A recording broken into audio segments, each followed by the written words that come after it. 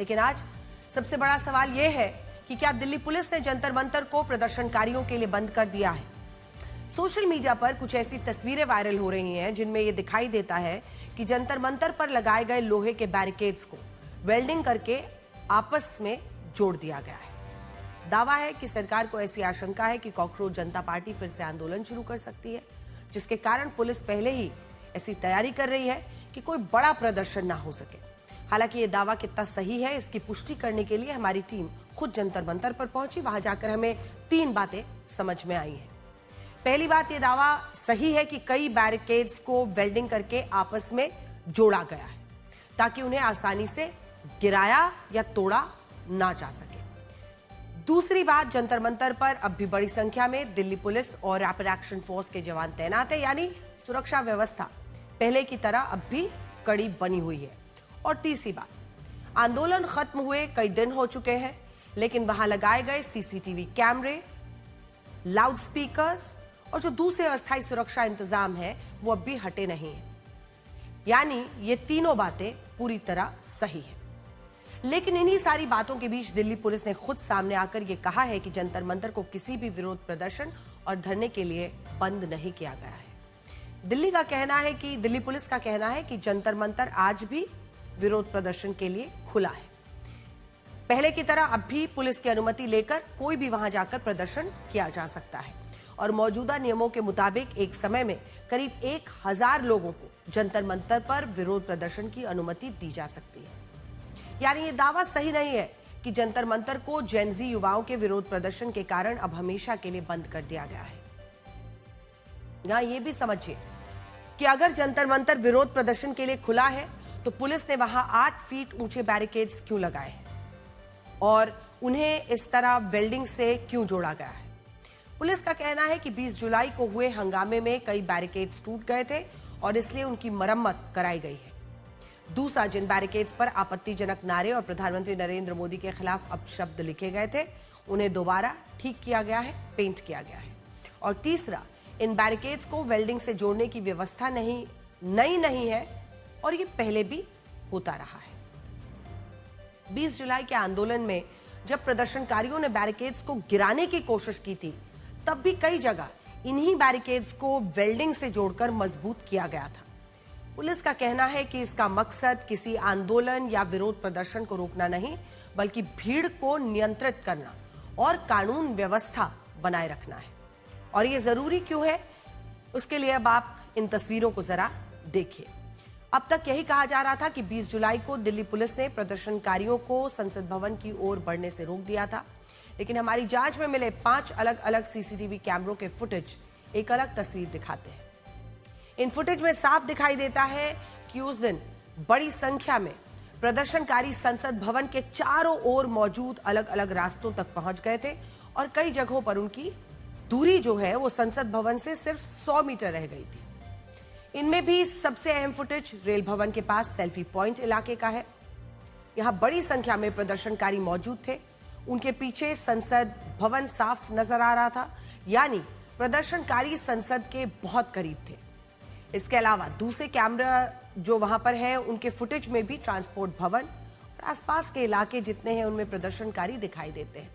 कई जगह उनके पीछे संसद भवन और संसद परिसर की इमारतें साफ नजर आती हैं। यानी इन तस्वीरों से साफ संकेत मिलता है कि धारा 163 लागू होने के बावजूद कई जगह प्रदर्शनकारी पुलिस का सुरक्षा घेरा तोड़ने में कामयाब रहे थे। अब सवाल है कि ऐसा हुआ कैसे। तो पुलिस की जो शुरुआती रणनीति थी वो ये थी कि जो लोग जंतर मंतर पहुंच जाएं उन्हें धरना स्थल तक जाने दिया जाए, लेकिन वहां से बाहर निकलकर संसद की ओर ना जाने दिया जाए। दूसरी तरफ जो प्रदर्शनकारी मेट्रो से आ रहे थे उन्हें स्टेशन या रास्ते में ही रोकने की कोशिश की जाए, लेकिन दावा है कि यही रणनीति उल्टी पड़ गई। जैसे जैसे लोगों को जंतर मंतर के अंदर आने दिया गया वहां भीड़ लगातार बढ़ती गई। बाहर निकलने के रास्ते सीमित थे, पुलिस लोगों को आगे नहीं बढ़ने दे रही थी। इससे भीड़ का दबाव बढ़ता गया और आखिरकार कई जगह बैरिकेड्स टूटे और बड़ी संख्या में लोग अलग अलग दिशाओं में निकल पड़े।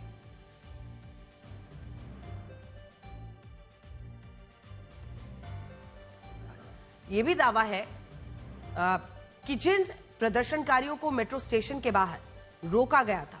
उन्हें ऐसे निर्देश मिले कि जंतर मंतर पहुंचने के बजाय वो सीधे संसद मार्च की तरफ बढ़े। इसके बाद जो लोग जहां थे वहीं से अलग अलग रास्तों से संसद भवन की ओर बढ़ने लगे और यही वजह रही कि प्रदर्शनकारी कई दिशाओं से संसद परिसर के बेहद करीब पहुंच गए। और इस पूरे घटनाक्रम से दो बातें साफ समझ आती हैं। पहली बात, 21 जुलाई की स्थिति सामान्य विरोध प्रदर्शन से कहीं ज्यादा गंभीर हो चुकी थी। उस समय संसद का सत्र चल रहा था, सरकार और विपक्ष के सांसद संसद के अंदर मौजूद थे और उसी दौरान प्रदर्शनकारी संसद भवन से करीब 100 मीटर की दूरी तक पहुंच गए थे। और दूसरी बात, अगर उस दिन सुरक्षा व्यवस्था थोड़ी भी और कमजोर पड़ती या हालात थोड़े और बिगड़ते तो स्थिति कहीं ज्यादा गंभीर हो सकती थी। और यही कारण है कि अब दिल्ली पुलिस भविष्य में ऐसे किसी तरह के हालात नहीं हो और कोई भी मार्च जो यहां से निकले सुरक्षा इंतजामों को मजबूत बनाए रखना चाहती है। और इन्हीं कारणों से उसकी दलील है कि भारी सुरक्षा बल की तैनाती जारी है, बैरिकेड्स को वेल्डिंग किया जा रहा है। अब पहले ये देखिए।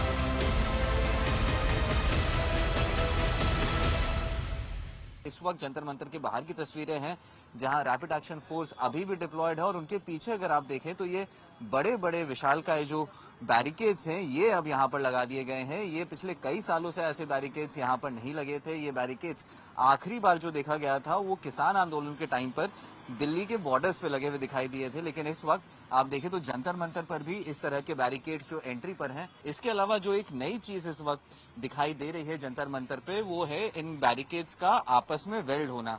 ये देखिए इस तरीके से इन बैरिकेड्स को एक दूसरे से वेल्ड कर दिया गया है, जिससे फायदा क्या होगा? फायदा अमूमन ये होगा कि अगर कोई इन बैरिकेड्स को गिराना चाहेगा तो ज्यादा ताकत लगेगा, ज्यादा लोग लगेंगे और बैरिकेड्स को गिराना और ज्यादा मुश्किल हो जाएगा। ये जो नया एक तरीके से एसओपी हम देख रहे हैं या जो नए चेंजेस किए गए हैं, इससे ये कहीं ना कहीं साबित होता है कि जिस तरीके से 20 तारीख को हमें बैरिकेड्स गिरते हुए दिखे वो हो सकता है आगे देखने को ना मिले, या अगर आगे होता भी है तो और ज्यादा भीड़ और ज्यादा ताकत लगेगी इन बैरिकेड्स को गिराने में।